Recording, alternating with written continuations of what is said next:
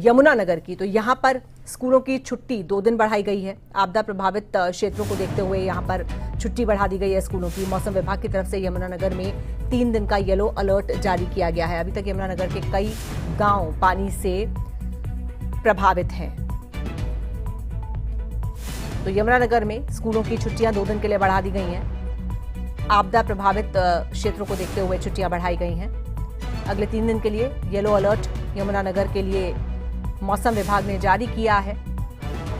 पहले से ही यमुनानगर के कई गांव पानी से प्रभावित हैं और ऐसे में ये येलो अलर्ट, अब इसको देखते हुए 2 दिन और यमुनानगर में स्कूलों की छुट्टियां बढ़ा दी गई हैं। चलेंगे अपने संवाददाता सुनील कुमार के पास यमुनानगर की स्थिति के बारे में ताजा जानकारी के लिए।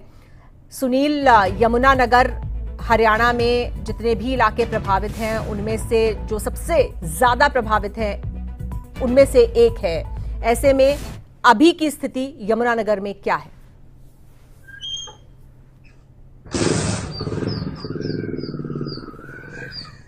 ये जी, तो आपको बता दूं कि मौसम विभाग की तरफ से येलो अलर्ट जारी किया गया है। यानी 3 दिन जो है यमुनानगर में भारी बरसात हो सकती है। पहले ही बरसात ने जनजीवन यहाँ पर अस्त व्यस्त कर दिया था, जिसके चलते प्रशासन ने सबसे पहले बच्चों की छुट्टी का ऐलान किया है। 2 दिन की छुट्टी की गई है ताकि स्कूल जाने वाले बच्चों को परेशानियों का सामना ना करना पड़े, क्योंकि कई सड़कें भी क्षतिग्रस्त हुई हैं। और वहीं बात करें तो यमुना पटरी भी कई जगह पर क्षतिग्रस्त हुई थी। वहीं यहाँ पर बहने वाली पथराला और सोम नदी के उफान पर आने से भी कई सड़कें क्षतिग्रस्त हुई थी, जिन पर लगातार काम भी जारी है। वहीं जिस तरह से 3 दिन का येलो अलर्ट जारी किया गया है, उससे जो खतरा देखते हुए दोबारा से पहले ही प्रशासन ने तैयारियां पूरी कर ली हैं ताकि किसी तरह का कोई जोखिम ना उठाना पड़े। वहीं बात करें तो यमुना नदी के कैचमेंट एरिया में रेड अलर्ट जारी किया गया है। यानी यमुना नदी में दोबारा से बाढ़ जैसी स्थिति बन सकती है, जिसके चलते जो है यमुनानगर प्रशासन लगातार अलर्ट पर है। वहीं बात करें तो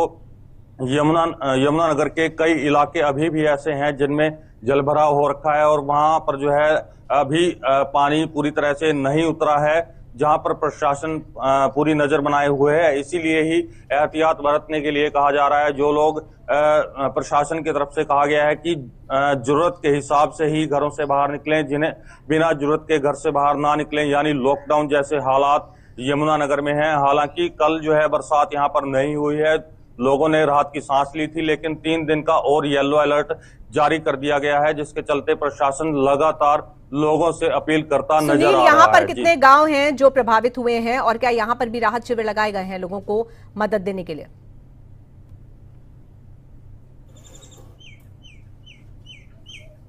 जी बिल्कुल, अस्थायी कैंप लगाकर उन्हें जो है राहत दी जा रही है। दर्जन भर से भी ज्यादा गांव हैं जो पानी की वजह से प्रभावित हुए हैं।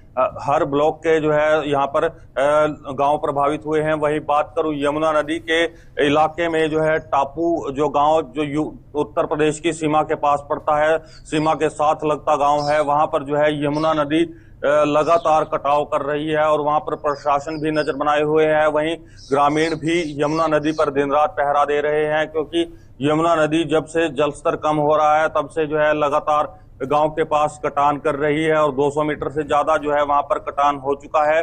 गांव कुछ ही दूरी पर रह गया है, जिसके चलते जो है गांव में जो है गांव के लोगों में भय का माहौल बना हुआ है। कहीं यमुना नदी में उनका गांव ना समझ आए, लेकिन प्रशासन और आर्मी वहां पर पहुंच चुकी है। आर्मी ने भी वहां पर राहत बचाव कार्य शुरू कर दिए हैं और लगातार वहीं पर प्रशासन की नजर बनी हुई है। कहां ले जाया जा रहा है लोगों को? में जो है पटरी का कटान हुआ था, जहां पर जो है सुनील, लोगों को कहां ले जाया जा रहा है? इसी तरह से नीचे जटलाना में भी पटरी का कटाव हो रहा है और एंटी करप्शन ब्यूरो सोसाइटी के अध्यक्ष ने कहा है कि वे पहले से ही प्रशासन को और सरकार को इस बारे में बताते रहे, लेकिन उनकी एक ना सुनी गई और वहां पर अवैध खनन के चलते जो है पटरी का कटाव हो रहा है।